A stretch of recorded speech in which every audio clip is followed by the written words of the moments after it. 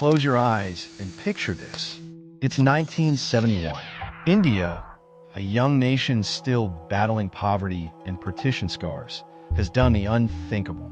In the skies over Rajasthan, sleek twin-engine jets scream through the air, fast, deadly, proudly Indian.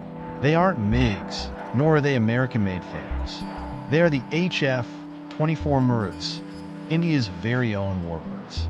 Designed by Indians, built by Indians, flown by Indians. But decades later, this jet is barely remembered. No grand museum display, no national salute, no documentaries, just whispers in forgotten hangars and tales from aging pilots. This is the story of India's first indigenous fighter jet and how it was sabotaged by politics, global power games, and our own lost vision. A story not just about an aircraft, but about a dream we almost caught. Chapter 1. A New Nation, a Bold Dream.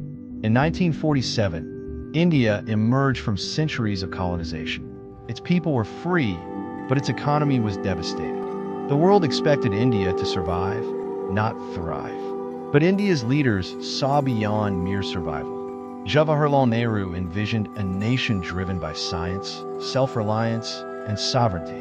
From nuclear reactors to IITs, from space programs to aviation, India would not follow. It would lead. And so, in 1950, Hindustan Aeronautics Limited was born in Bengaluru. Nehru knew that air power was the future. But India didn't want to import jets forever. It wanted to build its own, something that no former colony had ever done. To make this impossible dream real, Nehru turned to an unlikely figure, a German scientist who once designed warplanes for Hitler. Chapter 2. The Arrival of Kurt Tank. Dr. Kurt Tank was no ordinary engineer. He had been one of Nazi Germany's top aircraft designers, responsible for the legendary Focke-Wulf FW-190, a fighter that terrified Allied pilots during World War II. After the war, many Nazi scientists were recruited by the US and USSR. But Kurt Tank chose a different path. He came to India. In 1956, he arrived in Bangalore under a cloud of controversy and curiosity. Could a man once aligned with the Luftwaffe now help build India's dream? Tank formed a small but elite team of Indian engineers and scientists. Their mission: to design India's first indigenous jet fighter, fast, powerful, and future-ready. The aircraft would be named HF-24 Marut, Sanskrit for Spirit of the Tempest, a name that reflected India's ambition. Common purpose, but unstoppable in motion. Chapter 3. Designing the Impossible. Tank and his team worked in secrecy, surrounded by limitations. They didn't have access to modern wind tunnels. Computer-aided design didn't exist. Even basic materials and manufacturing tools had to be imported. But they had vision and grit. The Marut's design was ahead of its time. Twin engines for redundancy and power. Low-wing monoplane structure for better maneuverability. Internal fuel tanks and hardpoints for external weapons. Designed for supersonic flight. Even though India had never built a jet engine before. Tank's plan was bold. Create a versatile, fast, low-cost fighter for both air-to-air combat and ground attacks. Something India could mass produce and even export. By 1961, the prototype was ready. And when the Marut took its first flight, the nation held its breath. It soared. India had done it. Built a world-class jet, almost from scratch. But the victory was short-lived. A ghost had entered the hangar, a missing engine. Chapter 4. Betrayed by the engine. Here's the twist in the tale. While the airframe was brilliant, the engine was not. Tank had designed the Marut for powerful afterburning turbojets. But Cold War politics intervened. India reached out to multiple nations for engines. Germany was restricted under post-war treaties.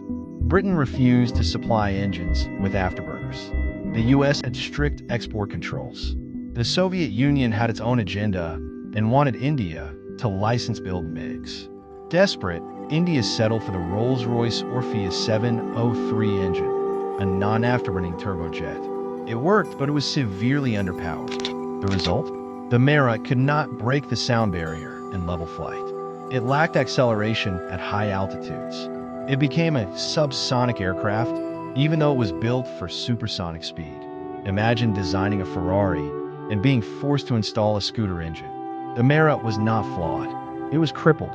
Chapter 5. Into the Fire, the 1971 War. Despite this massive handicap, the Marut was battle-tested.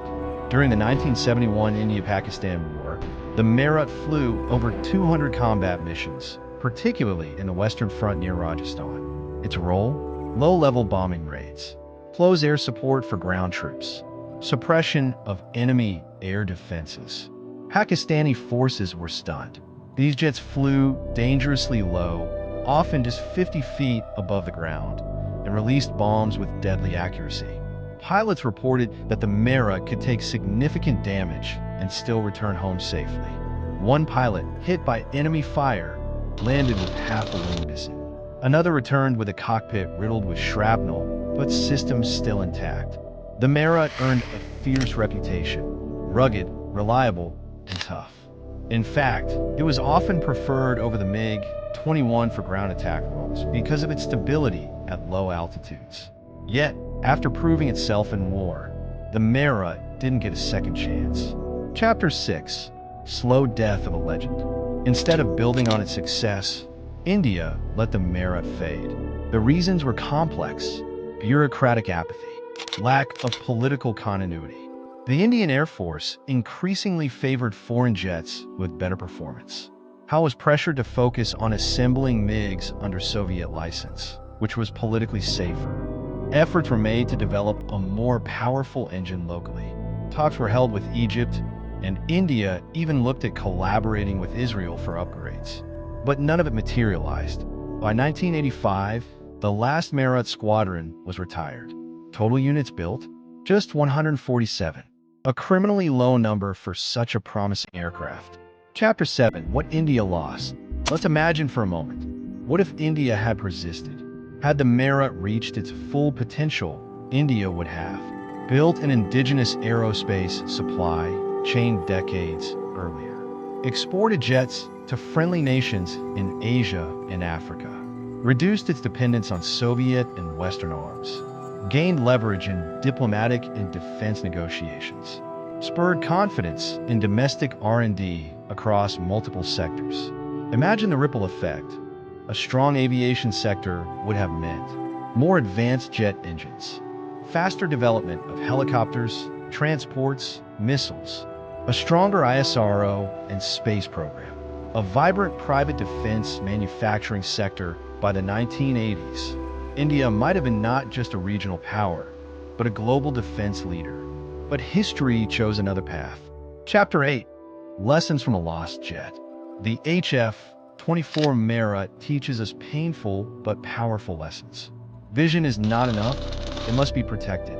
Political transitions, budget cuts, and bureaucratic turf wars killed India's aviation dream. Strategic independence requires technological sovereignty. Relying on foreign engines doomed the Marut. Even today, the Tejas LCA depends on American engines. Pioneers must be celebrated, not forgotten. The brave engineers and pilots who made the Marut fly have almost no recognition in mainstream narratives. Dreams die quietly when we stop believing.